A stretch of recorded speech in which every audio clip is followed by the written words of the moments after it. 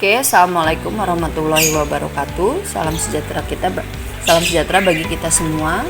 Nah, untuk materi berikutnya yaitu terkait dengan migrasi. Jadi di dalam ilmu kependudukan itu materi migrasi ini penting dan memang harus kita sampaikan karena migrasi itu akan mempengaruhi dari jumlah penduduk dari satu daerah ke daerah lainnya gitu ya.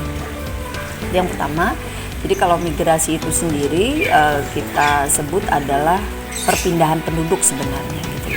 Nah, ini ada beberapa pendapat menurut Knoop and Fick tahun 2000, migrasi itu meningkatkan jumlah penduduk dari suatu daerah, meningkatnya kepadatan penduduk dan dalam waktu yang sama meningkatkan juga perbedaan dan stratifikasi sosial penduduk. Jadi memang ketika penduduk itu berpindah, kemudian dia akan mempengaruhi jumlah penduduk yang di daerah yang ditinggal maupun daerah yang dituju gitu, dan termasuk stratifikasi, dan itu pun akan mempengaruhi stratifikasi sosial penduduk, pengkelasan di dalam kehidupan masyarakat maksudnya. Berikutnya menurut Ratibi 2007, perpindahan penduduk dari suatu tempat ke tempat yang lain baik sifatnya permanen atau semi permanen yang melewati batas administrasi. Nah, itu sudah disebut juga sebagai kegiatan migrasi karena sekitar 340 hari itu disebut permanen dan 15 hari itu disebut kondisi tidak permanen gitu ya, tetapi sudah melewati batas administrasi di dalam proses kependudukan.